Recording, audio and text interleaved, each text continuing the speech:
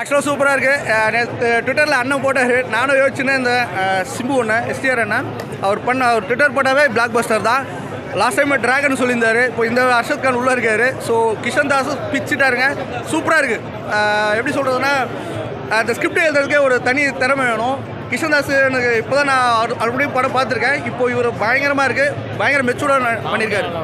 காமெடியெலாம் timing போயிட்டே சிரிச்சுட்டே இருக்கிறாங்க எல்லாருமே. அர்ஷத் கான் அது பயங்கரமாக அந்த டைமிங் அடிச்சுட்டு இருக்காரு. கிட்டத்தட்ட சந்தானம் அந்த மாதிரி பண்ணிட்டு இருக்காரு. நெக்ஸ்ட் சந்தானம் அவர் தான் ஃபீல்டில். அவரோட ரோலில் வந்து கரெக்டாக பண்ணியிருக்காருங்க. அவரோட கேரக்டர் வந்து கரெக்டாக பண்ணியிருக்காரு. அவர் மியூசிக் சூப்பராக இருக்குங்க, ஃப்ரெஷ்ஷாக இருக்குது.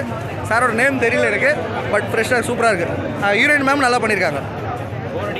போர்லாம் அடிக்கலைங்க, ஜாலியாக இருக்குங்க, வந்து பாருங்கள், அவ்வளோதான். ஓகேங்களா? பாசிட்டிவாக சொல்லுங்கள், பாசிட்டிவாக தான் இருக்குது படம். லாகிங்லாம் எதுவுமே இல்லை. ஓகேங்களா? தேங்க்யூ. 6ஆம் மேலே தான் ஏங்க ஒன்றுமே இல்லை, சிம்பிளாக ஸ்டார்டிங் எடுத்துருந்தா அது சர்ச்சை காட்டுறாங்க. வினை தாண்டி வருவே இப்போ ஓடிட்டு தான் இருந்தது. உங்களுக்கு சொல்லணும்னு அவசியம் இல்லை, இன்னும் ஓடிட்டு தான் இருக்குது. 1300 நாள் மேலே போயிடுச்சு சந்திரமுகிக்கு மேலே. ஸோ அப்போ பார்க்கும்போது அந்த ஃபீல் கொடுக்கும்போது ஜெஸ்ஸி அந்த ஃபீலை வந்து 2010 வந்து படம் இன்னமும் அந்த ஃபீல் இருக்குங்க. அதுதான் அந்த ஃப்ளேவரு, அதுக்காக தான் நம்ம வந்தது, வேறு ஒன்றுமே இல்லை, அவ்வளோதான். ஓகே. அண்டர்ஸ்டாண்டிங் லவ் எல்லாமே வந்து லைக் பண்ணி பார்த்தேன். ஹர்ஷத் கான் சூப்பராக பண்ணியிருந்தார். அவருக்கு நிறையா டைலாக்ஸ் இருக்கும்னு நான் எக்ஸ்பெக்ட் பண்ண அளவுக்கு இல்லை, பட் எல்லா டைலாக்ஸுமே ரொம்ப நல்லா ஒர்க் அவுட் ஆச்சு. காமெடி எல்லாமே. கிஷன் தாஸ் சூப்பராக பண்ணியிருந்தார். எமோஷனல் சீன்ஸ்லாம் ரொம்ப நல்லா இருந்தது. அவரோட டெபியூ ஃபிலிம் மாதிரி எனக்கு தெரியல, லைக் நல்லா இருந்தது, கொஞ்சம் நல்லா ப்ரொஃபஷனலாக இருந்துச்சு. சாங்ஸ் மியூசிக் எல்லாமே மேக்ஸ், ரொம்ப மேக்ஸ். எனக்கு லேக் எதுவும் தெரியல, அவரை தான் கேட்கணும்.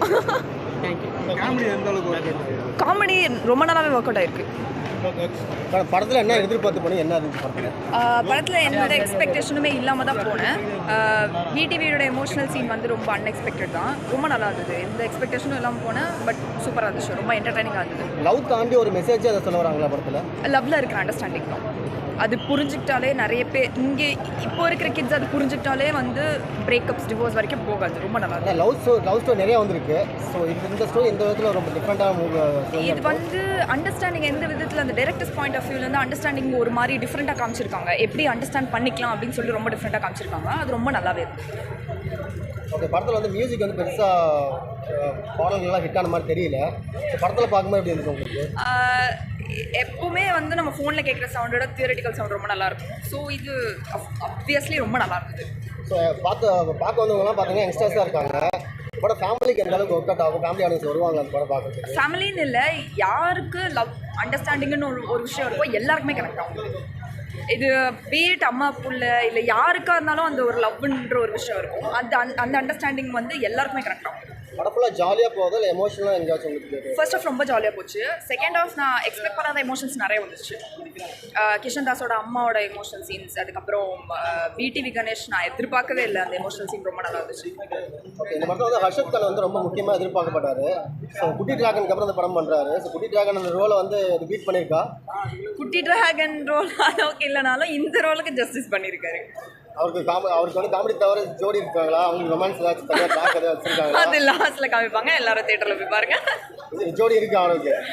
அது நீங்கள் போய் பாருங்க, உங்களுக்கே தெரியும். ரேட்டிங் படத்துக்கு எவ்வளோ கொடுக்குறீங்க? அவுட் ஆஃப் 10னா நான் 9.5.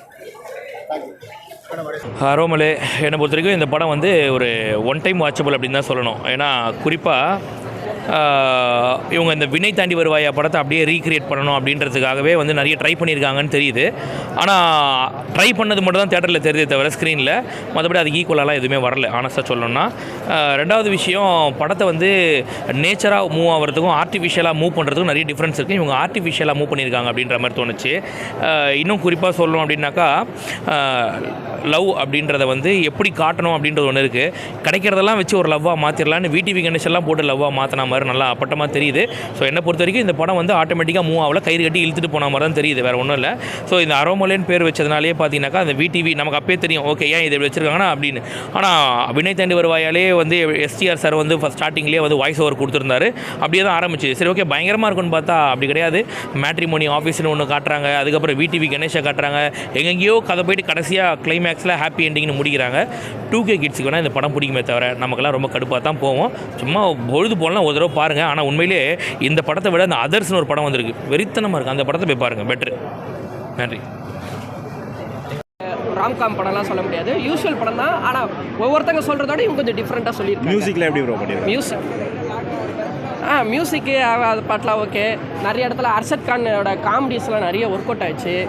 இப்போ முதல் நீ முடிவு நீ படம் பார்த்துருக்கோம் அந்த ஹீரோவோடது. அதுக்கப்புறம் ஒரு படம் பண்ணாப்புல இப்போ இந்த படம் ஆஸ் எ ஹீரோவாக அவர் பாட்டு அவர் நல்லா பண்ணியிருந்தாங்க. ஹீரோயின் ஃபஸ்ட் ஹாஃப் கொஞ்சம் நம்மளுக்கு வந்து கோவத்தை உண்டாக்குனாலும் செகண்ட் ஹாஃப்லேயும் சரி எண்டிங்லேயும் சரி அவங்களும் கொஞ்சம் இதுக்குள்ளே வந்துட்டாங்க. ஓகே, இந்த ஜென்ரேஷனுக்கான படம் அப்படின்றதெல்லாம் பார்க்காம ஜஸ்ட் இது ஒரு லவ் படம், நல்ல என்டர்டெயின்மெண்ட்டாக ஜாலியாக வந்து பார்த்து. இந்த ஜென்ரேஷனுக்கான படம் இல்லைன்னு நீ எப்படி சொல்லலாம்? இந்த ஜென்ரேஷனுக்கான படம் தான் அது தம்பி. ஸோ என்ன சொல்ல வரானா ப்ரோ, நான் எனக்கு புரிஞ்ச அளவுக்கு நான் ஒன்று சொல்கிறேன் ப்ரோ. இந்த ஆப்பு ப்ரோ, இந்த ஆப்பை பார்த்து நிறைய பேர் ஏமாந்து போயிட்டுருக்காங்க ப்ரோ. அதுதான் நிறைய பொண்ணுங்க வந்து அந்த ஆப்லேயும் வந்து நிறைய பேர் ஏமாற்றிட்டு இருக்காங்க. ஸோ அதெல்லாம் ஆப்பை நம்பாதீங்க யாரும். மனசு விட்டு வீட்டில் வந்து பொண்ணோ பையன்கிட்ட கேளுங்க, யாராச்சும் லவ் பண்ணுறியாமா அப்படின்னு சொல்லி. ஆப்னா என்ன ஆப் கரெக்டாக சொல்லு? மேட்ரிமோனி ஆப், அதை தான் சொல்கிறேன் நான். நீங்கள் வேறு ஏதோ ஆப்னு நினச்சிக்காதீங்க, மேட்ரிமோனி ஆப்பு. ஸோ மனசு விட்டு வீட்டில் பொண்ணோ பையனையோ கேளுங்க, யாராச்சும் லவ் பண்ணுறியாமான்னு சொல்லிட்டு மனசுக்கு பிடிச்சவங்க கல்யாணம் பண்ணிடுவாங்க. உங்கள் பொண்ணோ பையனோ நல்லா இருப்பாங்க. அவ்வளோதான். Thank you so much.